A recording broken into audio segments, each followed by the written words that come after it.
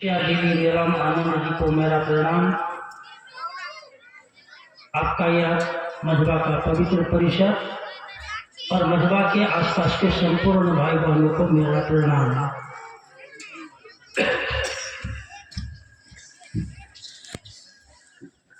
महादेव की दया और साहब जी के आशीर्वाद से बहुत दिनों के बाद आपके गांव में आने का मौका मिला। भगवान शिव जो गुरु हैं और इस गुरु की बात जो शिव शिष्य हरिंद्रानंद जी ने इस धरती पर शुरू की। हरिंद्रानंद जी के बातों को जैसे आपने माना है उसी प्रकार हमने भी माना 1992 में, और बहुत ही कम दिनों में जब ये हम मन इस बात को समझा कि शिव जिनकी पूजा हम करते हैं देवता के रूप में, भगवान के रूप में, और धरधानी महाकाल और मृत्युंजय के रूप में, ये सचमुच में गुरु।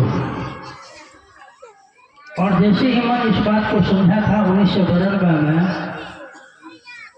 तो पहली बार मेरा मन यह निर्णय लिया था, संकल्प लिया था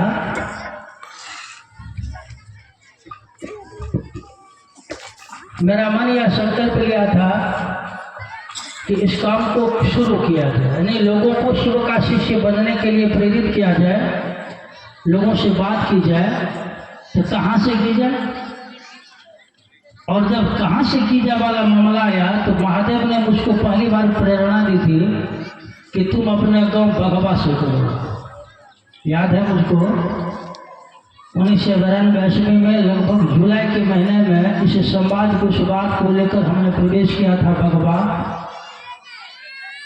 और उसी कड़ी में आपके मजबा, पहाड़पुर, तिलाठी, राधनपुर, नोक्शा, गिमरहो, मैना, महपुरा, इस चौबगली में, इस चारों बगल जो 4-5 किलोमीटर के रेडियस में दूरी में जो बस्तियां हैं, जो टोले हैं, यह एक कार्य क्षेत्र बना था प्रारंभिक दिनों में। और इसीलिए आप लोगों का भी बहुत बड़ा ऋण है इस इलाके का, चाहे वह भगवा जहाँ से हमने शुरुआत की थी इस काम का, साहब श्री हरिंद्रानंद जी के संवाद को लोगों में उतारने का जो हमने प्रयास किया। प्रारंभिक दिनों में, शुरुआती दिनों में आपने यदि मेरी बात को नहीं सुना होता और मेरी बात को सुनकर यदि आपने हरिंद्रानंद जी के बात को पकड़ा नहीं होता, आपका मन यदि इस बात को नहीं जान रहा होता कि शिव गुरु हैं, तो फिर मुझको ताकत नहीं मिलती।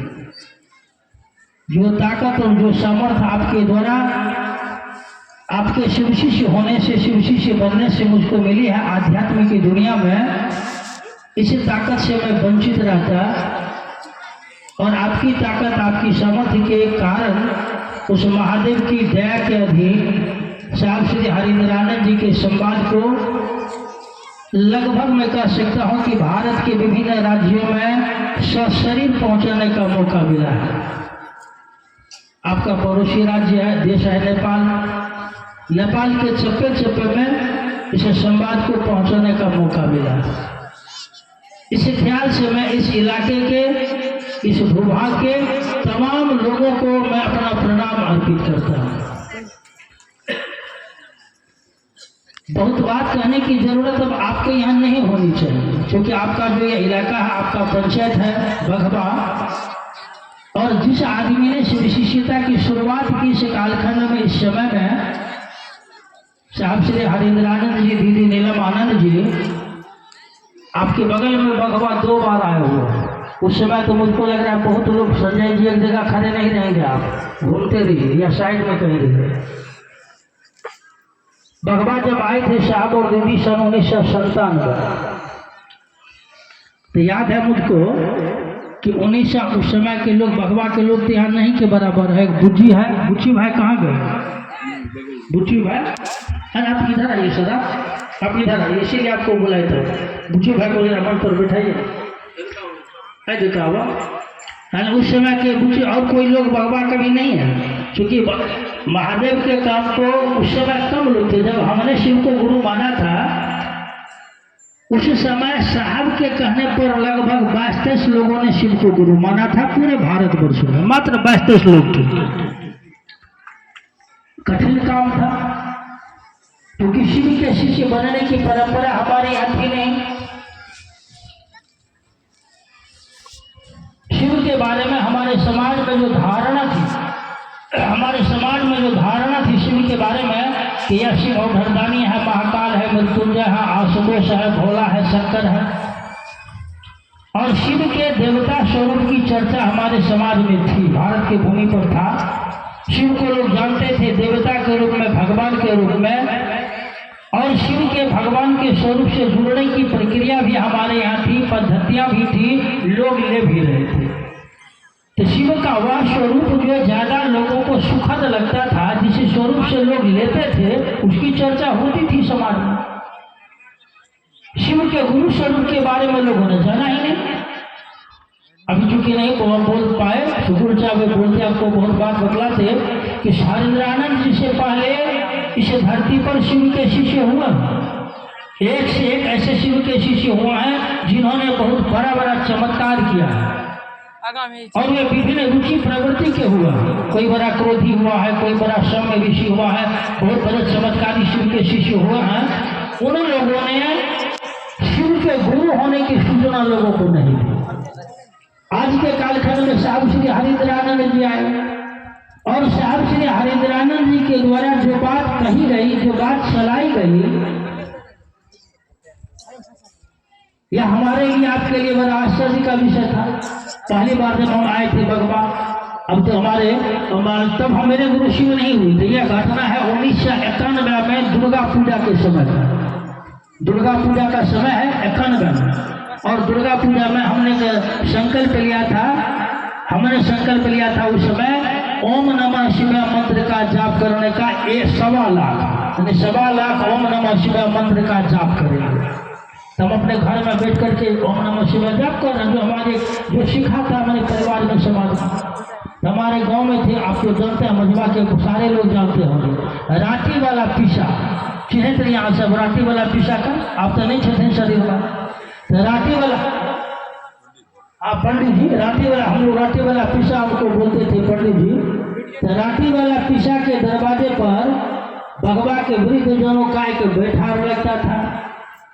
राठी वाला पीसा का एक दिन घर पर बराबर जाते आते रहते थे, तो मेरे पिताजी से पूछ रहा है कि उमा परमेश्वर करने देखो छी, तो मेरे पिताजी उनको बतला दिए कि वह 1.25 लाख ओम नमः शिवाय मंत्र के जाप करने का संकल्प लिया, उसी में लगा हुआ।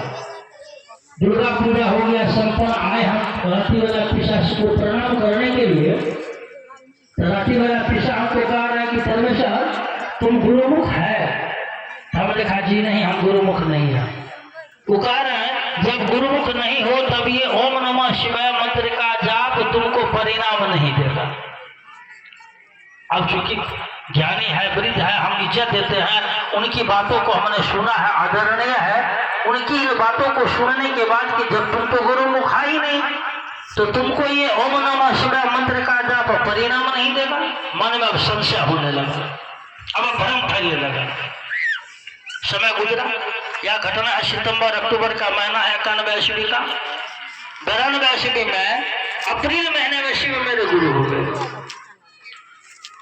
और जैसे ही शिव गुरु हुए तो हम तुरंत आए।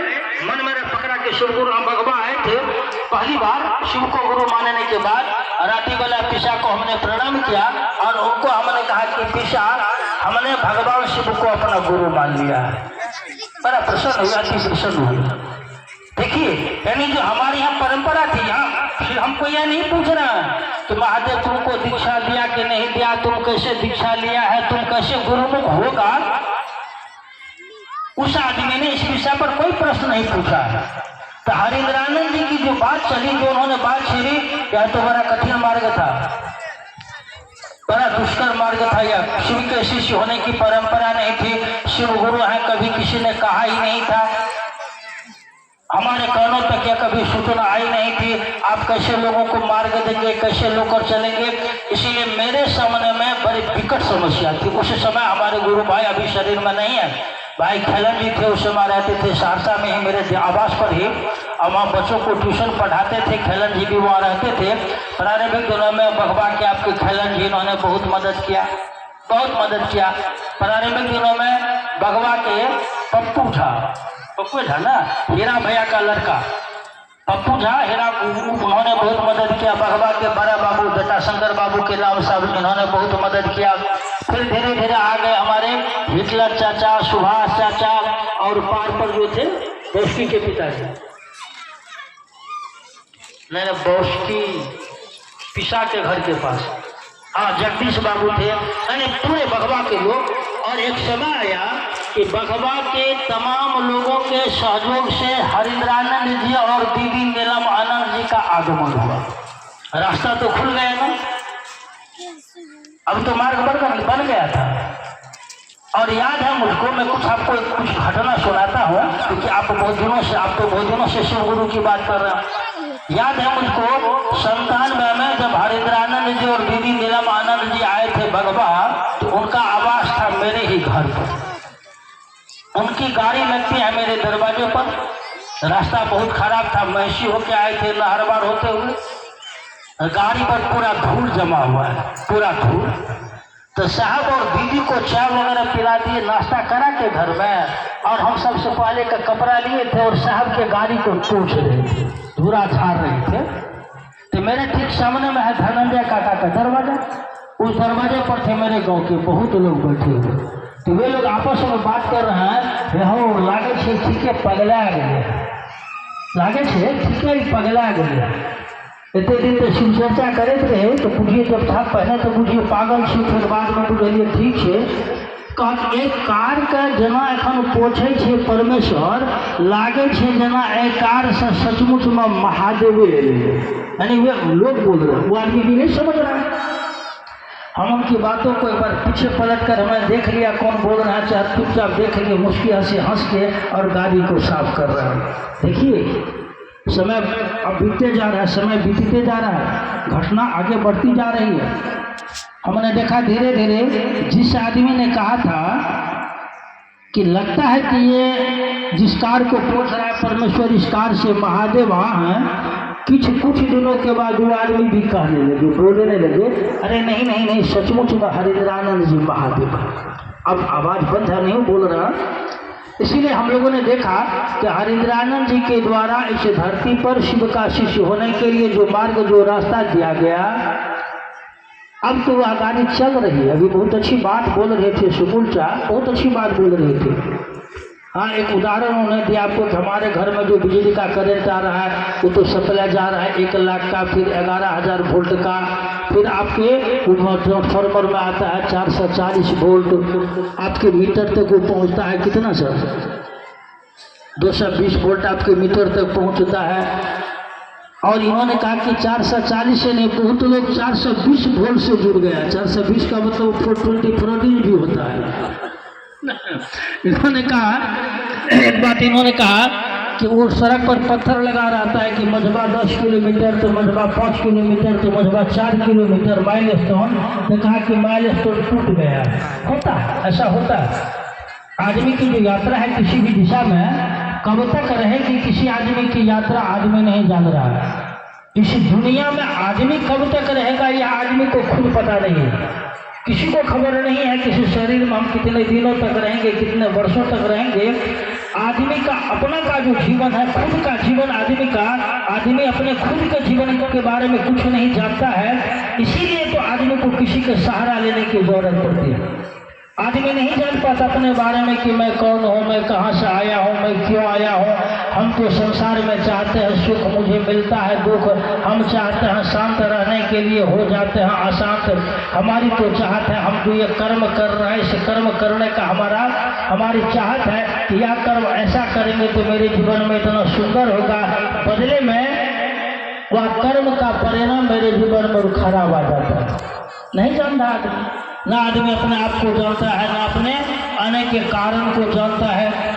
आदमी इच्छा करता है जरूर कि हमको यह चाहिए, यह चाहिए, यह चाहिए, लेकिन उस इच्छा की पूर्ति के बाद आदमी के जीवन में क्या होगा नहीं जान रहा आदमी। यदि हमारी इच्छाओं की पूर्ति के बाद हमारे मन को शांत हो जाना चाहिए था, आप गौर करके देखेंगे तो पाएंगे हम इच्छा करते हैं, हमारी इच्छाओं की पूर्ति होती है और फिर मेरा मन एक दूसरा इच्छा करना शुरू कर देता है। इसीलिए तो हमारे यहाँ कहा गया कि एक गुरु बनाओ, गुरु बनाओगे तो गुरु करेगा क्या? तो गुरु का मुख्य काम है शिष्य के मन में शिव के प्रति प्रेम को पैदा करना, शिष्य के मन को मोड़ना। गुरु का मुख्य काम है कि गुरु शिष्य के मन को मोड़ते हैं।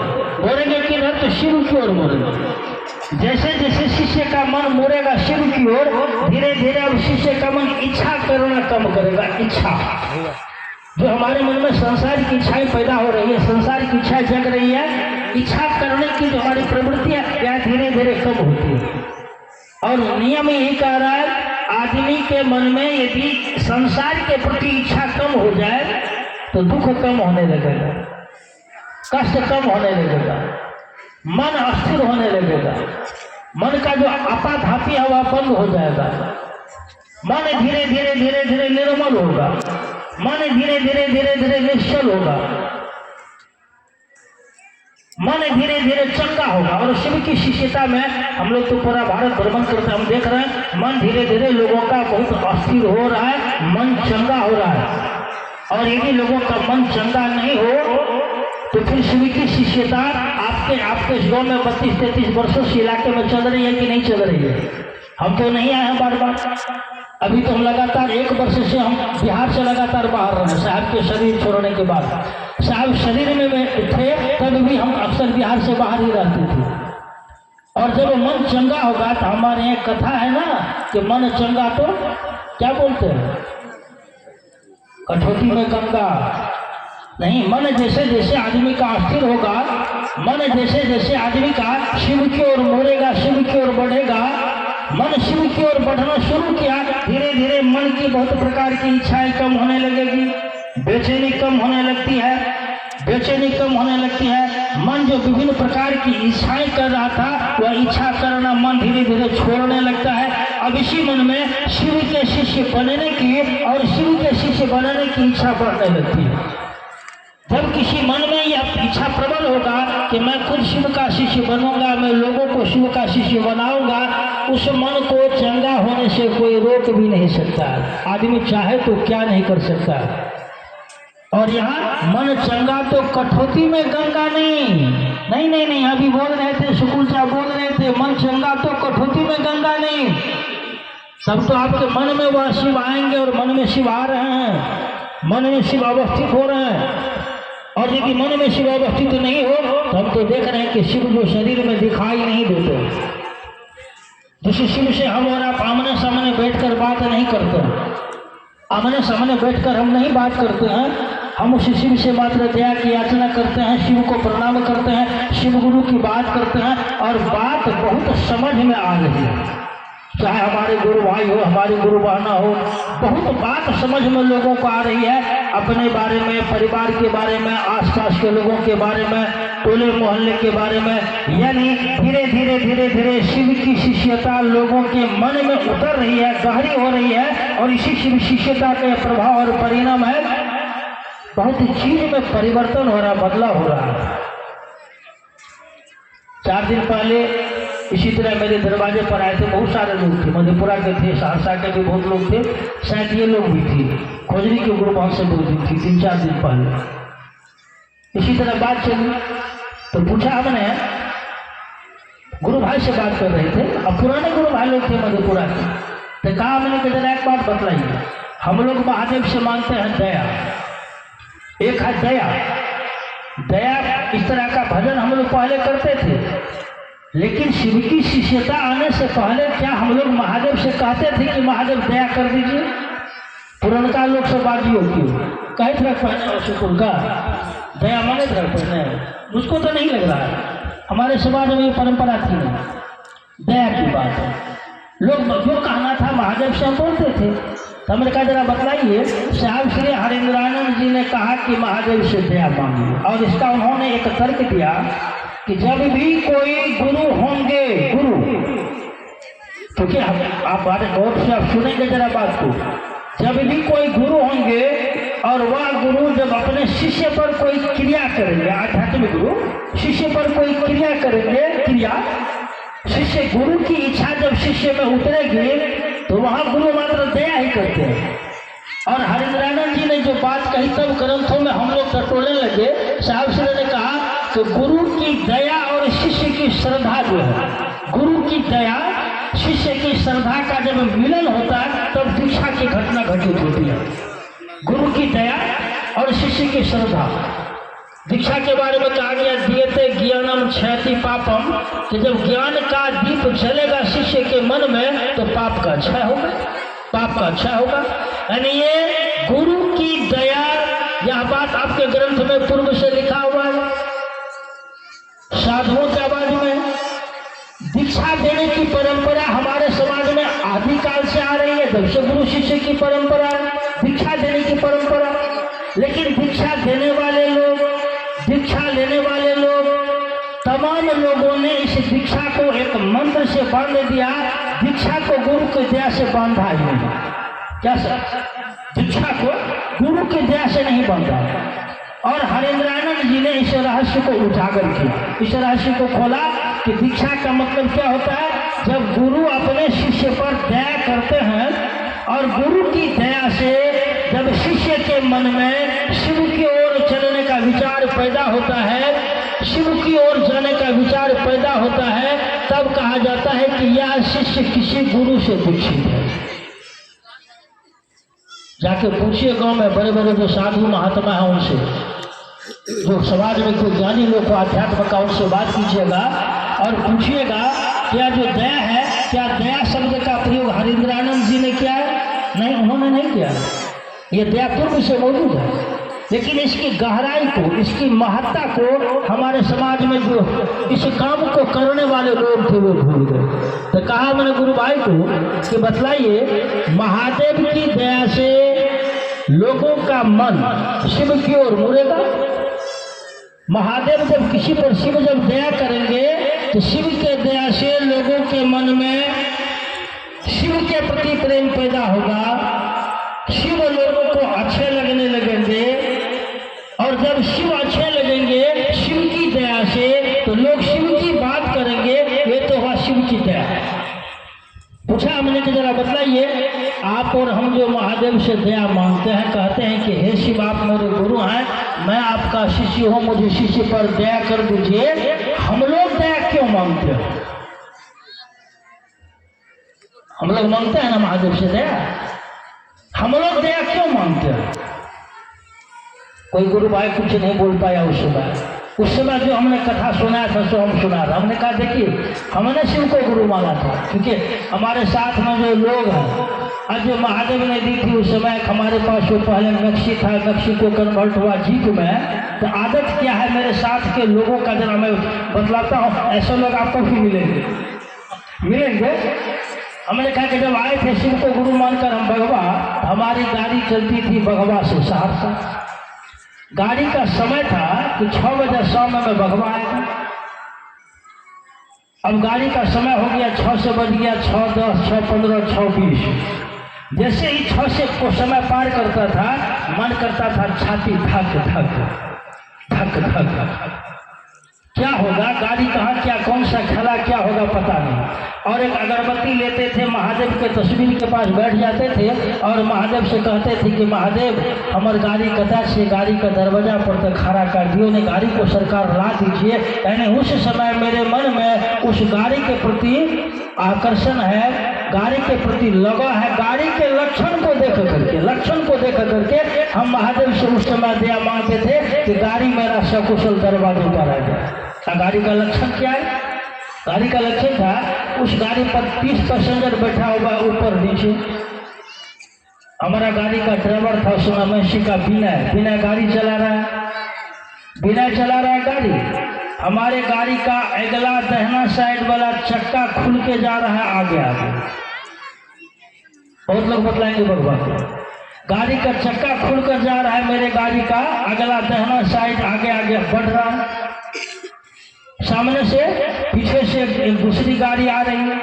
हमारा ड्राइवर उस गाड़ी के ड्राइवर को कह रहा है कि रे तोहर गाड़ी के चक्का हमें खुल कर भागल जाए। तब तक वो ड्राइवर कह रहा है कह रहे हमारा गाड़ी के चक्का नहीं छे, तोरे गाड़ी के चक्का छे।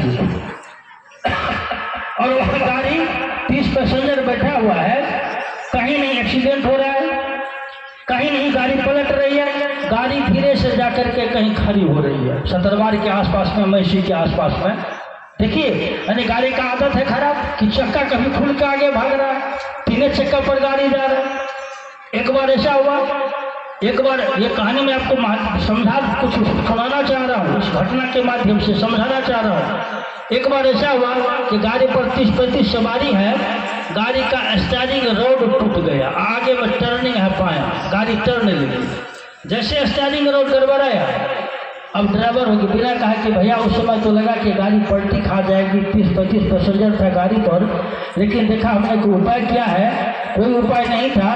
धीरे धीरे हम देख रहे हैं कि गाड़ी गया है, एक वृक्ष में जाकर के धीरे से सटा और गाड़ी खड़ी हो गई, यानी स्टीयरिंग रोड फेल हो गई। एक बार की घटना है, ये घटना 94 का, हम आए थे पटना से साहब बीबी के नज़दीक से, आए महावीर चौक, वहाँ जो गाड़ी वाला था वो कहा, हम पूछे मेरा गाड़ी नहीं आया, तो कहा गाड़ी आपका पलटी खा गया, गाड़ी आपका पलटी खा गया।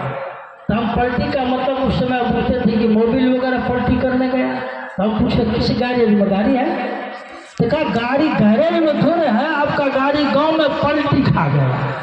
हम पूछे पलट गया गाड़ी, आए गाँव, साइकिल उठाए सीधा आ गए गाँव। जैसे बगवा चौक पर घुस रहा है, उस समय हमारे गांव के वृद्ध लोग, कुछ मेरे चाचा थे रिश्ते में, कुछ दादा लगते थे रिश्ते में, और एक थे वहाँ चौके पर हरि बाबा नाम के आदमी, मछुआ के लोग पहचानेंगे, बगवा चौक अब तो मर गए, शरीर में नहीं है, हरि बाबा थे, राधे का थे, नागो बाबा थे, पंडित जी रत्नेश्वर बाबू, पंडित जी बहुत लोग मिले बगवा के चौक पर। और जैसे उन्होंने देखा, कह रहे बाबू बड़ तू महादेव के काज कला, बड़ महादेव के काज कला, गाड़ी 4 पलटनिया तो हर मारल को, दोनों भाई सही सलामत रह गई। यानी गाड़ी पर ललन भैया थे, मेरे छोटे भाई थे।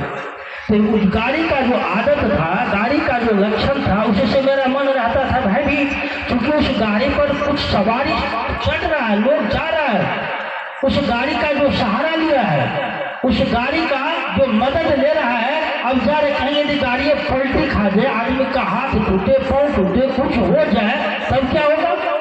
और आपको बड़ा आश्चर्य लगेगा, स्वीटी शिष्यता में जब हम चलना शुरू किए 92 से, अभी भी मेरे साथ बहुत ऐसे लोग हैं, कुछ लोग, बहुत नहीं बहुत ऐसे लोग हैं, उनका भी आचरण थोड़ा कभी कभी मेरे गाड़ी के ही थोड़ा होता है। उनका भी लक्षण है मेरे गाड़ी की तरह। हम क्या करें, सो हम महादेव का काम कर रहे, हम गाड़ी के पीछे लगे हुए, हम महादेव का काम करें या हम क्षेत्र में गुरु भाई गुरु वाणी के पीछे ले, हमको आपको एक सहरसा जिला थोड़े देखना है या आपका बिहार राज्य से थोड़े मतलब है। हमने कहा गुरु भाई गुरु बहनों को कि आपको जरा अपने आप में खुद विचार करना पड़ेगा। आप विचार कीजिए कि महादेव से आप दया की याचना क्यों करते हो। आप महादेव से दया मांगते हैं ना कि हे शिव आप मेरे गुरु हैं, मैं आपका शिष्य हूँ, मुझ पर दया कर दीजिए। आप क्यों दया मांगते हैं महादेव से? हरिंद्रानंद जी ने क्यों कहा महादेव से दया मांगने के लिए? दया मांगने के लिए आप देखेंगे हमारे यहाँ एक है दया मांगता है, एक होता है कृपा। तो कृपा का मतलब होता है कि हम करेंगे तो पाएंगे। कृपा का मतलब करो, अधिकार है, कहीं मेरा अधिकार सुरक्षित है, हमने कर्म किया है। जैसे मान लीजिए विद्यालय में मास्टर साहब को छुट्टी लेनी है, जाएंगे अपने कहीं सीनियर पदाधिकारी के पास और लिखेंगे कि कृपया मुझे 2 दिनों की छुट्टी देने की कृपा कीजिए। यानी यहाँ पर अधिकार है आपका, यहाँ आपका अधिकार है, आप छुट्टी ले सकते हैं, अधिकार है। दया में आपका कोई अधिकार नहीं है। दया में दया शब्द जो है, दया शब्द दिया गया किन के लिए? दया शब्द है सीधा ईश्वर के लिए। जैसे उदाहरण के लिए मान लीजिए एक आदमी है, वह अपराधी है, आपका लोअर कोर्ट सहरसा का कोर्ट जो है उसको सजा दे दिया है मृत्यु दंड का। हाई कोर्ट ने भी उस मृत्यु दंड के सजा को बरकरार किया। सुप्रीम कोर्ट ने भी उस मृत्यु दंड के सजा को बरकरार कर दिया। अब वो आदमी किस कोर्ट में जाएगा? अब कोई कोर्ट नहीं है, लेकिन भारत के संविधान में एक जगह सुरक्षित है, एक जगह बचा हुआ है। सुप्रीम कोर्ट जिस आदमी को मृत्यु दंड की सजा देगी वह आदमी जाएगा कहाँ? राष्ट्रपति के पास, भारत के राष्ट्रपति के पास। और भारत के राष्ट्रपति के पास जो वह जाएगा, कैसे जाएगा? वह जो जाने का मार्ग है यही दया का मार्ग है। यानी राष्ट्रपति के पास यह अधिकार है, आपने क्या किया नहीं किया इससे कोई लेना देना नहीं है। राष्ट्रपति आप पर दया करके, सुप्रीम कोर्ट ने आपको जो मृत्यु दंड की सजा दी है, राष्ट्रपति आपको सुप्रीम कोर्ट के उस सजा से मुक्त कर सकते हैं। या इसी को कहा जाता है, पढ़े लिखे लोग इसको बोलते हैं मर्सी अपील। मर्सी दया की याचना, दया की याचना। देखिए साहब श्री हरिंद्रानंद जी ने कहा, शिव जब गुरु होंगे, शिव जब गुरु होंगे वहाँ आपका अपना कोई कर्म काम नहीं करेगा। आप पूजा करते हो, पाठ करते हो, जप करते हो, तप करते हो, नियम आचार विचार, आपकी साधुता, आपकी सज्जनता, आपके द्वारा क्या किया, कोई कुकर्म या सुकर्म इसका कोई मायना नहीं रखता। आप कर्म क्या करते हो इससे कोई लेना देना नहीं है। शिव आप पर दया करेंगे यदि आप शिव से दया की याचना करेंगे। शिव ने अपना दरवाजा खोल दिया है हरिंद्रानंद जी के माध्यम से, शिव ने खोल दिया अपना दरवाजा। इस धरती का कोई भी आदमी जो मुझको कहेगा, हे शिव आप मेरे गुरु हैं, मैं आपका शिष्य हूँ, मुझे शिष्य पर दया कर दीजिए, शिव दया करेंगे ही करेंगे, उनको दया करना ही पड़ेगा। तो साहब श्री हरिंद्रानंद जी ने जो हमको आपको पहला सूत्र दिया, शिव से दया की याचना करना, या दूसरा जो सूत्र उन्होंने दिया है शिव गुरु की चर्चा करना, या तीसरा जो सूत्र उन्होंने दिया है अपने गुरु शिव को प्रणाम करने का प्रयास करना, तीनों सूत्र का एक ही मात्र प्रयोजन है, एक ही मात्र उद्देश्य है। यह तीन सूत्र हमारे आपके मन में शिव गुरु के प्रति शिष्यता का जो विचार है इसको करेगा मजबूत। जो शिष्यता का विचार हमने आपने लिया है, लेंगे, कोई आदमी भविष्य में लेगा, या तीन सूत्र उस आदमी के मन में शिव गुरु के प्रति शिष्यता के विचार को बदलेगा भाव में, भाव। और जैसे ही विचार भाव में बदलेगा, विचार बदलेगा भाव में, तो भाव का अपना सामान्य गुण है, भाव का सामान्य लक्षण है। भाव का जो काम है वह काम करेगा। कहीं भी भाव किसी प्रकार का पैदा हो, भाव स्थिर नहीं रहता है। भाव किसी के मन में माँ का भाव पैदा हो जाए, मातृभाव किसी महिला के मन में यदि मातृभाव पैदा हो जाए, मातृभाव को कोई रोक पाएगा? मातृभाव सोचेगा बेटा के बारे में, बेटी के बारे में सोचेगा, ये लक्षण है भाव का स्वाभाविक। जैसा भाव हमारे मन में पैदा होगा, भाव के अनुकूल व्यक्ति का सोच होता है, भाव के अनुकूल व्यक्ति के मुंह से शब्द निकलता है, भाव के अनुकूल व्यक्ति का आचरण होता है, भाव के अनुकूल व्यक्ति के सारे लक्षण होते हैं। यदि भाव के अनुकूल लक्षण नहीं है, भाव के अनुकूल आचरण नहीं है, हम उस भाव में नहीं है। तो साहब श्री हरिंद्रानंद जी ने कहा यह जो तीन सूत्र है, यह तीन सूत्र आपके मन में, किसी के मन में शिव गुरु के प्रति शिष्य के भाव को मजबूत करेगा, भाव को अस्थिर करेगा। और जब यह भाव अस्थिर होगा, भाव जब मजबूत होगा, तब यही भाव बदलता है प्रेम। प्रेम कहा जाता है प्रेमावस्था। प्रेम किसी के मन में, आपके मन में किसी के प्रति प्रेम पैदा हो, तो प्रेम पैदा होने से पहले मन में भाव आएगा। भाव, किसी आदमी को आपने देखा, किसी को आपने सुना, आपको लगा कि आदमी बहुत अच्छा है, कहीं से भी सुन करके, देख करके, उस आदमी की संगति में रह करके जैसे ही आपका मन यह पकड़ता है कि आदमी बहुत अच्छा है, अब पहले तो आपको लग रहा है कि आदमी बहुत अच्छा है, अब उस आदमी के बारे में जब कोई बात करेगा, आप खड़े होकर उनकी बात को सुनने लगेंगे, खड़े होकर आप उनकी बात को, क्योंकि वह आदमी आपको अच्छा लग रहा है, उस आदमी का कोई बात कर रहा है, आप खड़े होकर बात सुनने लगेंगे।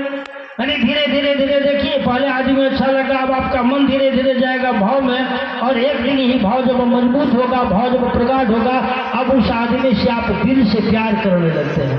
आप बोलते हैं कि इस आदमी से मेरा दिल का रिश्ता है, इस आदमी से मेरा दिल का रिश्ता है। साहब श्री हरिंद्रानंद जी ने कहा ये जो तीन सूत्र है, यह तीन सूत्र आपके मन में विचार भी पैदा करेगा, यह तीन सूत्र से विचार को मजबूत भी करेगा, यह तीन सूत्र आपके मन में भाव को भी पैदा करेगा। और जब जैसे ही भाव मजबूत होगा, भाव प्रबल होगा, यही भाव बदलता है प्रेम में, भाव प्रेम में बदलता है। और कहा जाता है प्रेम के बारे में, प्रेम तो हम लोग देख रहे हैं, प्रेम एक ऐसा शब्द है, उदाहरण के लिए मान लीजिए, उदाहरण के लिए आप प्रेम करते हैं अपने से छोटे से, बेटा से बेटी से आप प्रेम कर रहे हैं, आप प्रेम कर रहे हैं बराबरी में, पति और पत्नी का, दोस्त से प्रेम कर रहे हैं, आप प्रेम कर रहे हैं अपने से बड़ों से, सास से, ससुर से, शिक्षक से प्रेम कर रहे हैं। और यही प्रेम आप करते हैं भगवान से, यही प्रेम आप करते हैं शिव से, भगवान राम से, भगवान कृष्ण से। प्रेम एक ही है, प्रेम एक है, पात्र बदल गया, प्रेम का परिणाम भी बदल जाएगा, एक ही प्रेम है। यानी एक प्रेम बड़े जब छोटों से प्रेम करता है, इसको नाम दिया गया स्नेह, स्नेह इसको कहा गया, हमारे यहाँ पढ़े लिखे लोग शिक्षक साहब मास्टर साहब बतलाएंगे, इसको नाम दिया गया है स्नेह का, कि बड़ों के मन में छोटों के प्रति स्नेह। यही प्रेम जब होता है बराबरी में, दोस्तों से करेंगे, पति पत्नी के बीच में प्रेम है, इसी प्रेम को नाम दिया गया प्यार। यही प्रेम जब करते हैं अपनों से बड़ों से, अपने दादाजी से, पिताजी से, माँ से, बाप से, श्रेष्ठ जन से, इसी प्रेम को नाम दे दिया गया श्रद्धा। अरे राम देखो, इनके मन में इनके प्रति कैसी श्रद्धा है, दरवाजे पर गया, दरवाजे पर गया है, उठ के खड़ा हो गया, बैठने के लिए कुर्सी दिया, एक गिलास पानी दिया और तुरंत चाय दिया है प्रेम। लेकिन यह प्रेम, इसके लिए शब्द दिया गया है श्रद्धा। और यही प्रेम जब आदमी के मन में पैदा होगा भगवान के प्रति, इसी प्रेम को नाम दिया गया है भक्ति। जब प्रेम पैदा होगा आदमी के मन में भगवान के प्रति, आपके इष्ट के प्रति प्रेम पैदा होगा, इसी प्रेम को नाम दिया गया है भक्ति। साहब श्री हरिंद्रानंद जी इस दुनिया के लोगों को शिव का शिष्य बनाकर क्या चाहते हैं, ईश्वर के प्रति हमारे आपके मन में भक्ति हो। और जब भक्ति होती है ना, भक्ति तो प्रेम को, प्रेम को कहा जाता है कि प्रेम अंधा होता है, प्रेम कहा जाता है, हमारे पढ़े लिखे लोग बोलते हैं, अंग्रेजी में एक शब्द कहता है लव इज ब्लाइंड, यानी प्रेम अंधा है, प्रेम खुद अपने आप में अंधा होता है। और इसीलिए आप देखेंगे प्रारंभिक दिनों में, शुरुआती दिनों में जो शिव की शिष्यता रही है, आज से 25 साल 20 साल पहले जिन लोगों ने शिव की शिष्यता को ग्रहण किया, और जिन लोगों ने 25 साल पहले 20 साल पहले शिव को गुरु मान करके जब उन लोगों ने शिव की शिष्यता को आगे बढ़ाया है, लोग कहते थे कि आदमी पागल है, लोग कहते थे कि आदमी अंधा है, अरे इसको दिखाई नहीं देता है, ना पत्नी, ना बेटा, ना घर द्वार, ना द्वार, ना जाति, ना धर्म, ना जाति, ना धर्म, ये आदमी अंधा हो गया। देखिए, इसीलिए भगवान शिव की शिष्यता जो साहब श्री हरिंद्रानंद जी ने एक मार्ग, एक रास्ता दिया है, यह एक ऐसा मार्ग है, तीन सूत्र के सहारे, तीन सूत्र के सहारे हम अपने आप को ईश्वर से जोड़ सकते हैं, ईश्वर से एक हो सकते हैं। और आप यह जान लीजिए कि आप इस भारत की धरती पर, भारत की धरती पर, अभी तो हाल फिलहाल हम गए थे अयोध्या, 22 जनवरी को था प्राण प्रतिष्ठा, तो संस्था की तरफ से निमंत्रण था, बरखा दीदी को, साहब की बड़ी पुतों को, साथ में एक आदमी को जाना था, हम थे, पट्टी का ड्राइवर भी था। और वहाँ हमने देखा कि भारत के बड़े बड़े ऋषि थे, बड़े बड़े संतों से मुझे एक साथ वार्तालाप करने का मौका मिला। भारत के तमाम संतों से है वहाँ, राममय माहौल, और उसमें मुझको बात करनी है, राम को सम्मान देते हुए शिव की बात करनी है। और मुझको लगा क्योंकि रमन बहुत हम भूल गए थे, फिर भी जो याद था हमने वार्तालाप कर, हमने कहा क्या भारत, इस भारत को यदि आप चाहते हैं अखंड बनाने के लिए, तो बगैर शिव की दया का तो अखंड होगा नहीं, पकड़ना पड़ेगा शिव को। इस भारत में कोई भी देवता हो, देवता कोई भी हो, आप किसी भी देवता के प्रेमी हो, किसी भी देवता, कोई भी देवता आपको इष्ट हो, यदि आप चाहते हो कि मेरा देवता मुझसे जुड़े, मेरे देवता का मुझसे संबंध हो, मेरे देवता का दुनिया में अस्तित्व रहे, शिव को आपको पकड़ना पड़ेगा। आप यदि शिव को नहीं पकड़ेंगे, इस धरती पर कोई ऐसी देवता नहीं है जो देवता बगैर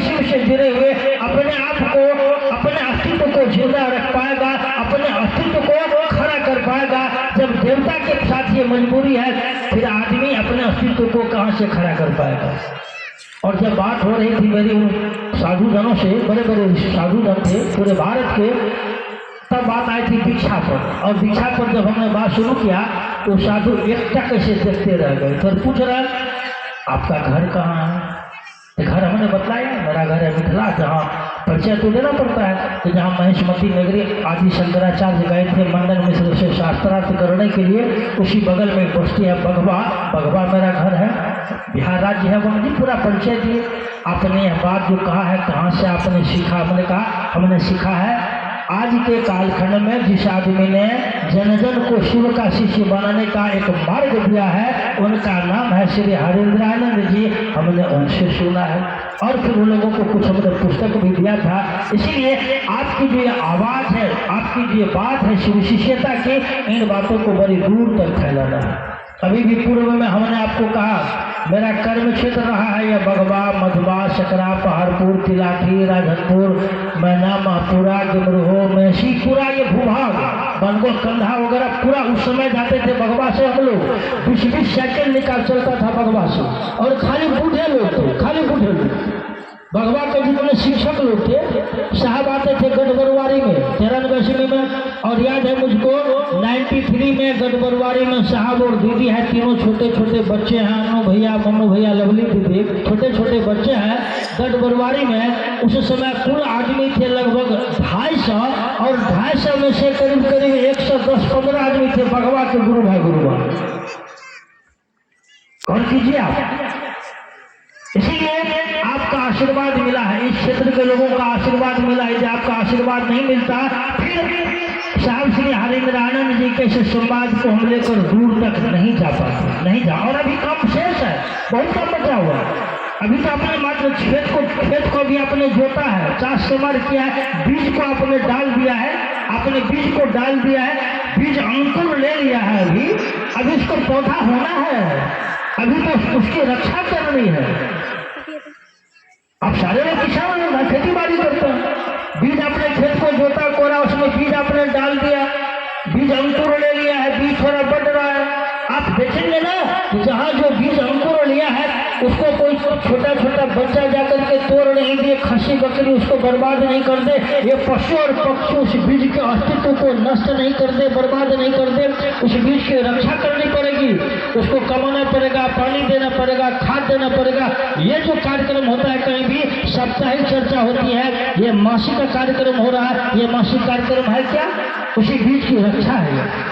वही बीज धीरे धीरे विशाल होगा, वही बीज वृक्ष बनेगा, और उसी वृक्ष से अनेकों ऐसे ऐसे बीज पैदा होंगे। और इसमें आप लोगों की जिम्मेदारी बहुत बड़ी बढ़ जाती है। हमने कहा कई बार कि मेरे पास अभी इतना समय नहीं है, साधन भी नहीं है। हम कहीं महादेव का काम भी करते हैं तो अपने बाल और बच्चों के सुख को काट करके काम को करते हैं। ऐसा नहीं क्योंकि उनको हम सुविधा दे करके करते हैं। आप जहाँ भी रहेंगे आपसे एक निवेदन और प्रार्थना मैं करूँगा, अपने टोले अपने मोहल्ले में आप होशियारी से शिव शिष्यता को लेकर आगे बढ़े।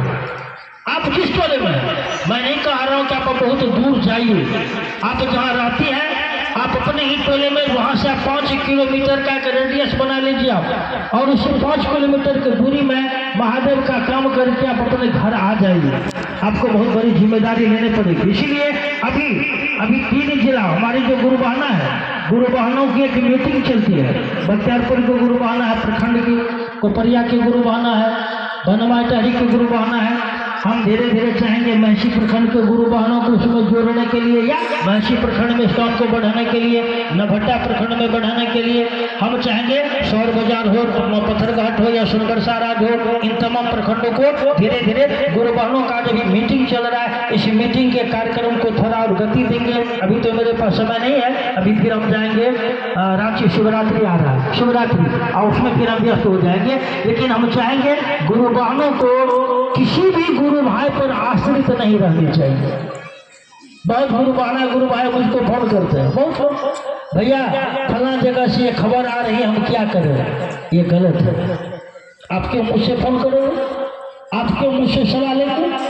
हो सकता है आपको मैं अपने हित में कोई गलत सलाह दे दूं, आपने गुरु माना है शिव को, आपका गुरु तो कोई आदमी नहीं है। आपका गुरु, हमारा गुरु तो कोई आदमी नहीं है, गुरु है आपका शिव। आप शिव गुरु की चर्चा कर रहे हैं, आप कह रहे हैं कि मैं 10 साल 15 साल 20 साल का शिव शिष्य हूँ, 25 साल से मैं महादेव का काम कर रहा हूँ, और 25 साल में आपको इतना भी समझ में नहीं आ पाया है कि मैं क्या करूँगा, कैसे करूँगा, कहाँ जाऊँगा, कहाँ नहीं जाऊँगा। और आप फोन करते हैं परमेश्वर गुरु भाई को, फला गुरु भाई को, चिल्ला गुरु भाई को, आप फोन करते हैं तो मैं आपका फोन उठा लेता हूँ। आप जो बात पूछते हैं, जो मुझको लगता है अच्छा और बुरा, मैं आपको सलाह भी दे देता हूँ, लेकिन दुख होता है ज़्यादा। मुझको लगता है कि मेरे गुरु भाई और मेरी गुरु बहना इतने वर्षों तक इन लोगों ने अपने गुरु शिव को क्या जाना है। शिव है आपके गुरु, हमारे बहुत गुरु बहना भी है। अभी यहाँ भी हम देख रहे हैं बहुत गुरु बहना। हमने उन लोगों को कहा कि आप किसी से फोन पर नहीं बात करें, आप यह समझे कि मैं हूँ परमेश्वर, मैं हूँ परमेश्वर। आपको परमेश्वर बन करके अपने टोले में, अपने मोहल्ले में, अपने गांव में, अपने प्रखंड में, अपने जिले में खड़ा रहना है। आप परमेश्वर बनकर आप खड़ा रहिए। यदि आप परमेश्वर बनेंगे, परमेश्वर बनकर खड़ा रहेंगे, आप सोचेंगे ना, ओ ये दशा आती परमेश्वर गुरु भाई के सामने में, तो वे क्या करते।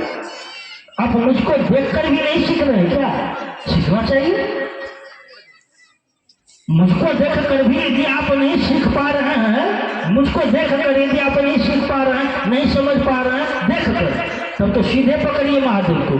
तब अपने टोले से बाहर कहीं शिव चर्चा में जाना बंद कर दीजिए। कल गई थी मेरे यहाँ कुछ गुरु, या कुछ घर की भी बात है कि कुछ बात हम करते हैं, क्योंकि शिव शिष्यता को बचाना भी जरूरी है। हो सकता है कि आपको बहुत मेहनत नहीं लगा हो, आपकी बहुत क्षति नहीं हुई हो, लेकिन शिव शिष्यता को बिहार में, बिहार के बहुत जिलों में, भारत के बहुत राज्यों में इसको उठाने में मुझको बहुत मेहनत करना पड़ा। आपको मालूम नहीं होगा। अभी ना आप देख रहे हैं कि मैं कार से आया हूँ, लेकिन वह दिन भी हमने देखा मेरे पाँव में चप्पल नहीं रहता था। हम आते थे आपके शिगांव बगवा आते थे, मजबा पहाड़पुर आते थे, राजनपुर आते थे, गमरोह मैना महपुरा, और गुरु भाई लोग कहते थे, गुरु भाई कहते थे गुरु भाई को, अरे अरे भाई के पैर में चप्पल नहीं छे, 100 टका यानी भाई, मुझको लोग बोलते थे भैया भैया भाई भाई, कि भैया के पैर में चप्पल नहीं छे, 100 टका दी चप्पल देवे। मेरे चप्पल के नाम पर लोग एक एक दिन में वसूलते थे 10-10 हजार रुपया।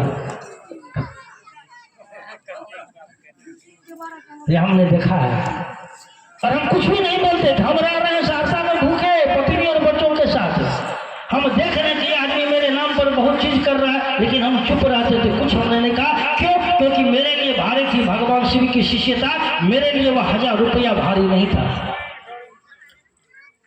अभी तो बहुत जगह जाते हैं चर्चा में, कल भी गए थे, बहुत जगह जाते हैं। कोई गुरु भाई बोल दे कि आप परमेश्वर भैया मेरे यहाँ आए थे, शिव चर्चा किए थे, हमने उनके गाड़ी में तेल के लिए 10,000 रुपया दिया था, हमने उनको 5,000। कोई है बोलने वाला?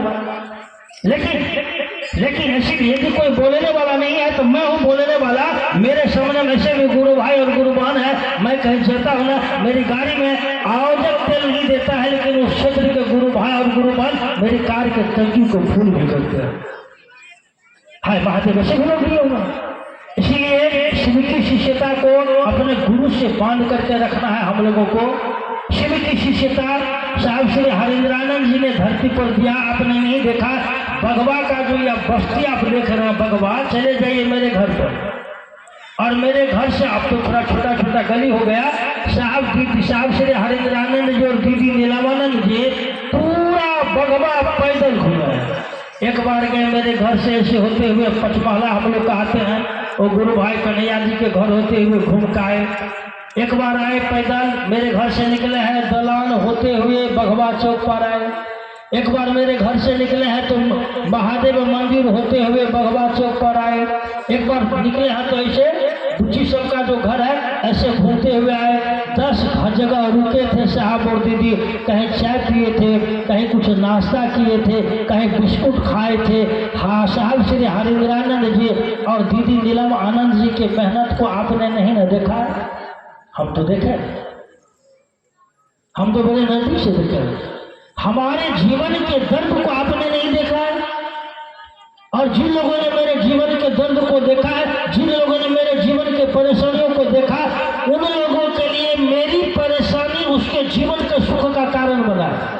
मेरे जीवन का दुख है उस आदमी के जीवन का सुख बना। ऐसे बहुत सारे लोग हैं मेरे संपर्क में, लेकिन फिर भी ऐसे लोगों के लिए भी मैं महादेव से दया मांगता हूँ, जैसे मैं दया मांगता था बेरनवा में। किसके लिए? अपनी गाड़ी के लिए।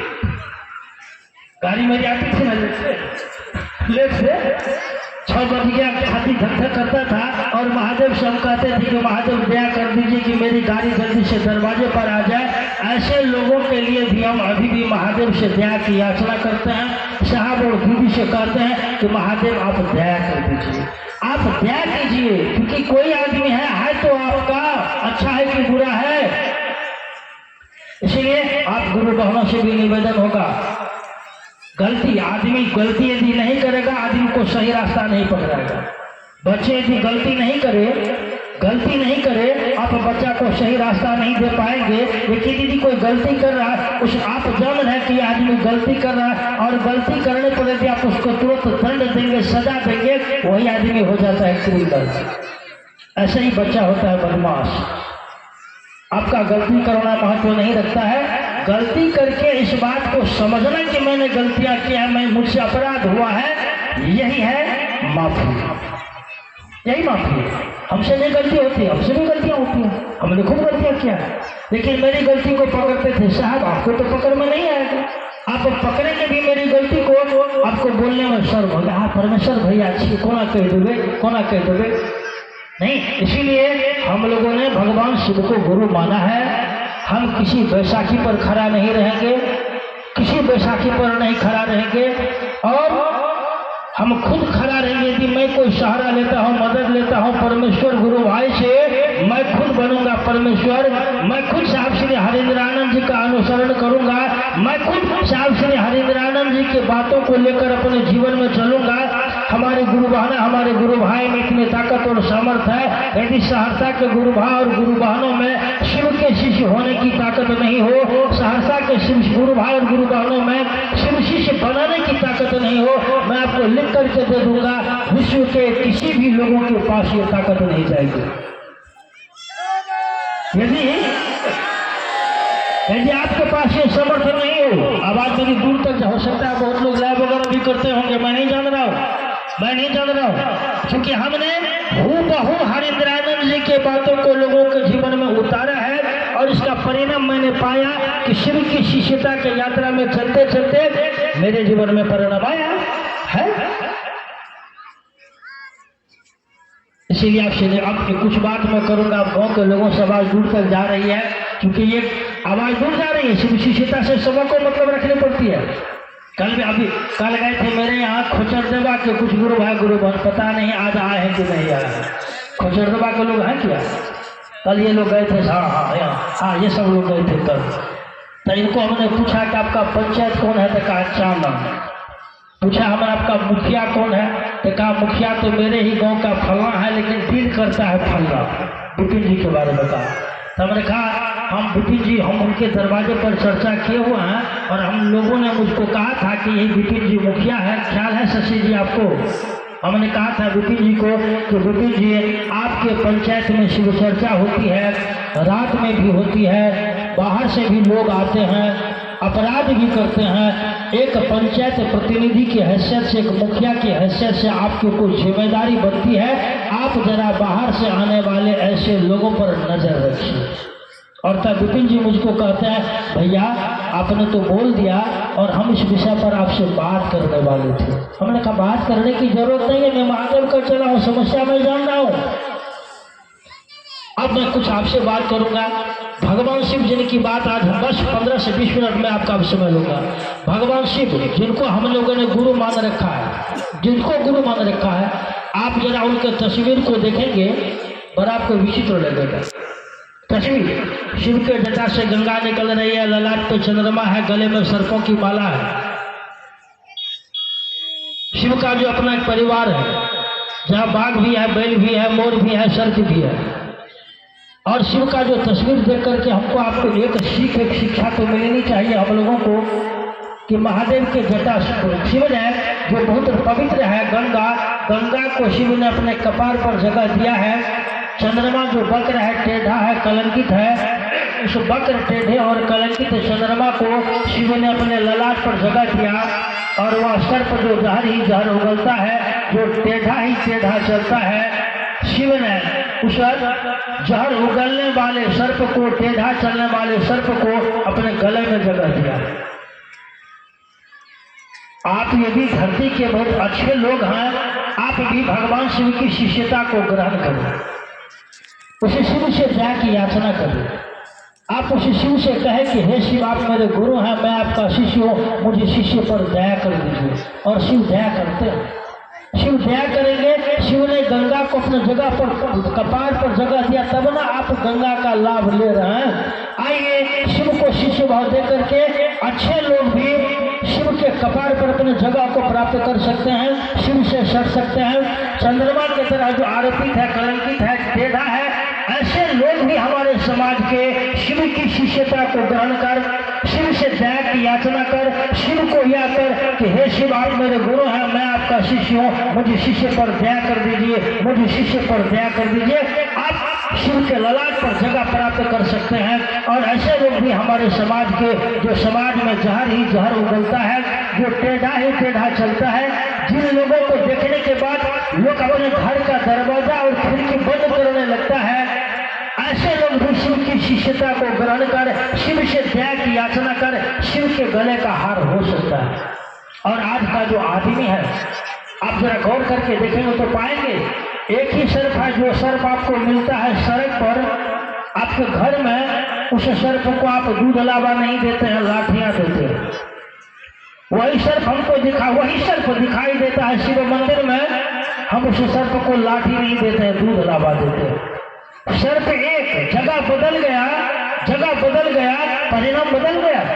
आज का आदमी तो वैसे भी काल के मुंह में बैठा हुआ है। आज के आदमी के जीवन में कब क्या होगा, कहाँ के कैसे होगा, कोई नहीं जान रहा है, किसी को एक खबर नहीं है। आज का आदमी, एक पुस्तक है, साहब श्री के द्वारा लिखी गई पुस्तक है, एक आओ चले शिव की ओर। उस पुस्तक में साहब ने दिया है कि एक है सांप का मुंह ऐसे खुला हुआ, सांप के मुंह में है एक मेढक बैठा हुआ, मेढक का मुंह खुला हुआ है, और मेढक अपने मुंह में फतिंगा को पकड़ के खा रहा है, फतिंगा को पकड़ कर खा रहा है। वो आओ चले शिव को पुस्तक ऊपर में साफ दिया। एक सर्प है, सर्प का मुंह खुला हुआ, सर्प यदि अपना मुंह बंद खुला, उसके मुंह में है मेढक बैठा हुआ, सर्प यदि अपना मुंह बंद कर ले, मेढक का जीवन लीला खत्म। लेकिन मेढक इस मर्म को नहीं जान रहा है, सर्प के मुंह में बैठकर वह मेढक फतिंगा को खा रहा है, फतिंगा को खा रहा है, फतिंगा को खा रहा है। सर्प यह नहीं जान रहा है, मेढक यह नहीं जान रहा है कि सर्प यदि अपना मुंह बंद कर लिया, हमारा जीवन लीला खत्म। यही हाल है हमारा, आपका, आज के आदमी का। आज का आदमी तो काल के मुंह में बैठा हुआ है। किस समय काल अपना मुंह बंद करेगा, हमारी जीवन लीला खत्म हो गई, कोई नहीं जानता। हम काल के मुंह में बैठकर, जो जीव है, आदमी है, काल के मुंह में बैठकर हम आदमी संसार में विभिन्न प्रकार के फतिंगे का सेवन करना चाहते हैं। कब वह फतिंगा, कब वह काल अपना मुंह बंद करेगा और हमारी जीवन लीला खत्म हो जाएगी, हम इस मर्म को नहीं जानते। लेकिन इसी शरीर में मुझको चाहिए, सुख भी चाहिए, सम्मान भी चाहिए, सुविधा भी चाहिए, संसार की बहुत चीज चाहिए। इतना ही नहीं, इसी शरीर में मुझको मुक्ति और मोक्ष भी चाहिए, कुछ भी चाहिए। आइए शिव के शरण में, शिव की शिष्यता को ग्रहण करें। आप शिव की शिष्यता के लिए थोड़ा अपने मन में जगह दे। आप, मेरा मन भरा पड़ा है विभिन्न विचारों से, थोड़ा सा मन के कुछ विचारों को आप खाली करें। इस मन में थोड़ा सा आप शिव को गुरु के रूप में बैठने का जगह दें, और जैसे ही शिव को आप जगह देंगे बैठने का, यह सहारा ले आप तीन सूत्रों का, आप तीन सूत्र का सहारा लेंगे, आपका मन धीरे धीरे शिव की ओर चलने लगेगा, और आप खुद अनुभव करेंगे कि साहब श्री हरिंद्रानंद जी द्वारा जो प्रदत्त है आज के कालखंड में भगवान शिव की शिष्यता, या शिव की शिष्यता लोगों को क्या दे सकती है, क्या दे रही है, इसका क्या प्रभाव पड़ रहा है एक व्यक्ति के जीवन पर, परिवार पर, समाज पर, राष्ट्र पर,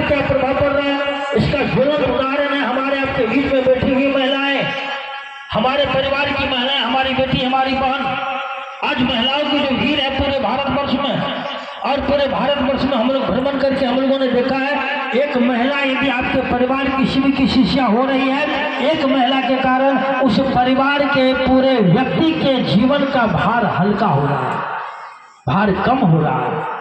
इसीलिए आपके परिवार में हो सकता है आपकी पत्नी शिव की शिष्या हो, आपकी पुतौ शिव की शिष्या हो, बेटी शिव की शिष्या हो। यदि आपको ऐसा लग रहा है मेरी बेटी तो शिव चर्चा करती है, मेरी बेटी तो महादेव से दया मांगती है, मेरी पुतौ तो महादेव को प्रणाम करती है, मैं नहीं करूँगा तो क्या होगा, मैं निवेदन करूँगा, प्रार्थना करूँगा, आप इस बात को भूलिए, हाथ जोड़कर मैं विनती करूँगा, आप खुद शिव से दया की याचना कीजिए, आप खुद शिव को प्रणाम करने का प्रयास कीजिए, और फुर्सत मिले कुछ गप सप कीजिए, आप लोगों से कुछ बातचीत कीजिए, कुछ बातचीत करेंगे, गप सप करेंगे, बेहतर परिणाम आएगा। आज की शिव शिष्यता जो चल रही है, आज की शिव शिष्यता नहीं कह रही है कि घर को छोड़ दो, दरवाजा को छोड़ दो, पत्नी को छोड़ दो, बेटा को छोड़ दो। आज की ये शिव शिष्यता नहीं कह रही है कि पूरा विश्वास लेकर के आओ, श्रद्धा लेकर के आओ, समर्पण लेकर के आओ।